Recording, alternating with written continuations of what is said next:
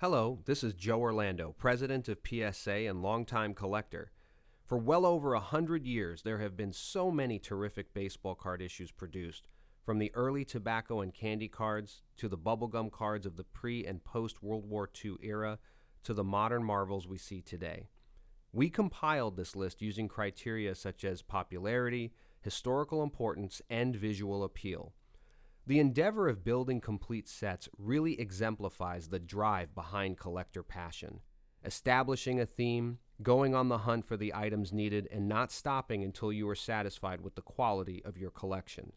It's about bringing individual items together that naturally relate to one another, where the whole is now greater than the sum of its parts. So, let's dive into the list, the greatest baseball card sets in the hobby in reverse chronological order. First up, at our honorable mention, the 1975 Topps baseball card set. Now this set is anchored by several Hall of Fame rookie cards, including those of Robin Yount, George Brett, Jim Rice, and Gary Carter. In addition, the first and last cards in the set, number 1 and 660, belong to none other than Hank Aaron. As you can see on the screen, the cards are surrounded by multicolored borders, which means for those collectors looking for high-grade examples, it might be challenging because the slightest touch of wear will result in exposed white underneath the cardboard. But a great set filled with stars and terrific color. At number 10, the 1963 Topps baseball card set. Now this set is anchored in part by a non-Hall of Fame rookie card, that of Pete Rose, one of the most popular rookie cards in the hobby. In addition, Willie Stargell's rookie card also resides in the set. One of the interesting features about this set is the inclusion of several multiplayer cards, and a lot of those multiplayer cards feature Hall of Famers, such as the one pictured, Power Plus, featuring Ernie Banks and Hank Aaron. It's a great addition to this set. Now you'll notice the colored borders at the bottom of most of the cards and the top at some of the cards like the Rose and Stargell rookies. That colored border again will reveal the slightest touch of wear. In addition, the set includes several other great star cards like Mantle, Koufax, Aaron, Mays, and Berra.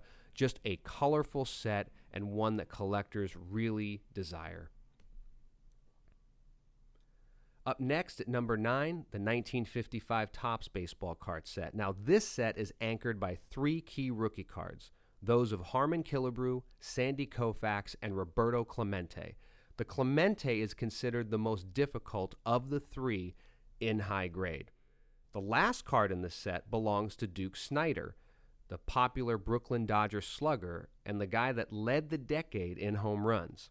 In addition, there are several other great star cards, such as second-year cards of Hank Aaron and Ernie Banks, in addition to cards of Jackie Robinson, a low-number card of Ted Williams. But it's the color and the design that collectors really love. Keep in mind that print defects often wreak havoc in the backgrounds, especially the light backgrounds featured on cards like the Koufax and Snider, and can cause the card to downgrade. Next up at number 8, the 1954 Topps baseball card set. Once again, this set is anchored by 3 key rookies, those of Al Kaline, slugger Ernie Banks, and super slugger Hank Aaron. The set is also bookended by Ted Williams at cards number 1 and number 250, with the number 250 Williams having a slight edge and eye appeal because of that vibrant yellow background. This set, one thing to keep in mind is that it does not have a defined top border, so judging the centering can be tricky on this issue, but it is absolutely one of the most popular sets in the hobby. At number 7, the 1953 Bowman color baseball card set. Now, what hobbyists love about this set more than anything else is the simplicity of the design. There are no ornate or fancy designs along the face of the cards, no facsimile signatures, Just terrific photography, and that's what people love. One of the most popular images from this set is contained on card number 33, Pee Wee Reese. Collectors love that action sequence. In addition, the set is filled with other great stars, and surprisingly, the most valuable card in the set in PSA 8 grade is that of Whitey Ford. There is a Mickey Mantle card in the set, and it's one of the most valuable cards, but the Whitey Ford is very, very tough and high grade. And in PSA 8, it remains the most valuable card in the set, but just a terrific set overall.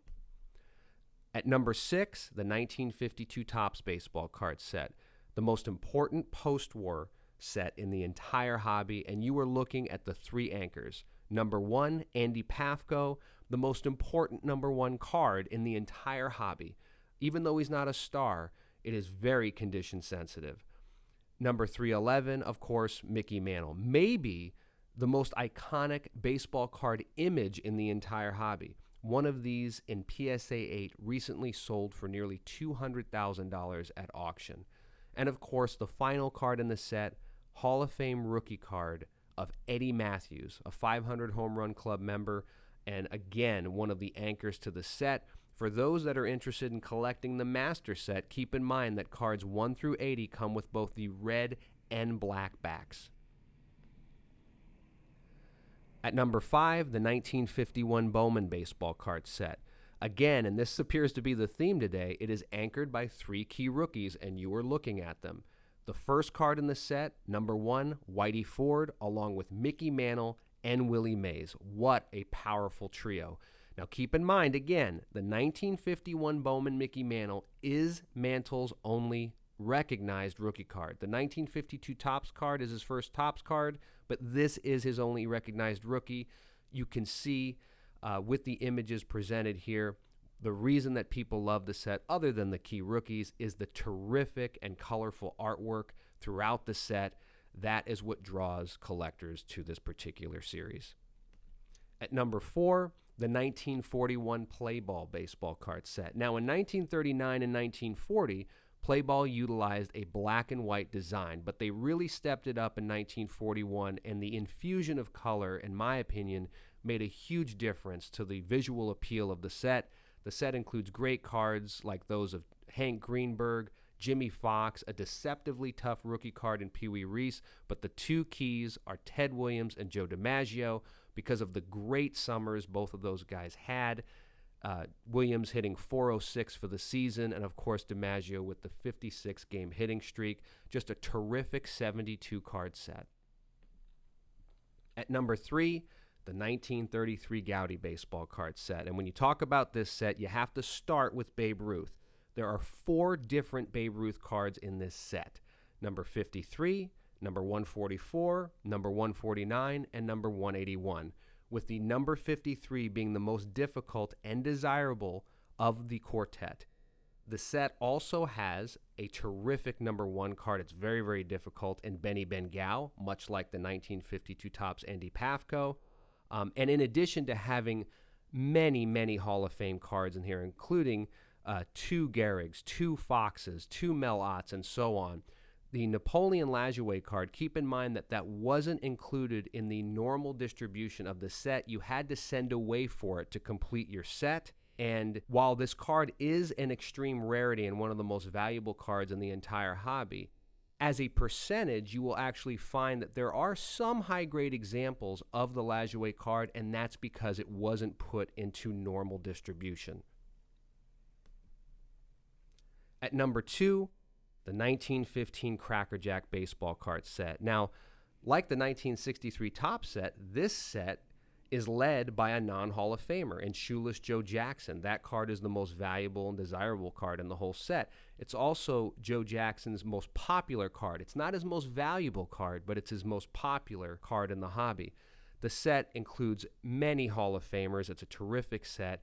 The bold, that striking red background is what really captures the attention of most collectors. Now, keep in mind, the 1915 set was part of there was a redemption program that allowed you to actually send away for the complete set along with an album that you could actually house the cards in. That was not available in 1914, Because of that, the 1915 set is much easier to locate and locate in high grade, which actually is great news for collectors, because if you want to put together a great high grade set of these cards, you can actually do it. It's just an awesome looking set. Finally, at number 1, the monster, the 1909 to 1911 T206 baseball card set, just filled with Hall of Famers and many cards of Hall of Famers. So, for example, Ty Cobb has 4 different cards in this set. Christy Mathewson has 3. Cy Young has 3. Walter Johnson has 2, and so on and so forth. So there are a lot of different poses. Of course, most people are drawn to the Hall of Fame portraits. Those seem to be the most popular poses in the entire set. The Honus Wagner card, of course, perhaps the most iconic baseball card in the entire hobby. Certainly the most valuable pound for pound is part of this set. And the Wagner card is really the anchor for anyone looking to complete the basic set at 524 cards. If you're looking to take on a mega challenge, which would be the master set of the T206s, that means you have to have every tobacco ad, factory, series combination on the reverse. And when you talk about all of those different combinations, you are looking at a set that is well north of 5,000 different cards. So if you want a mega challenge, and it's not for the faint of heart, go ahead and try the master set. But this is arguably the most important and the most popular baseball card set in the entire hobby, with gorgeous artwork and a ton of recognizable names. We hope you guys have enjoyed this PSA 10. See you next time.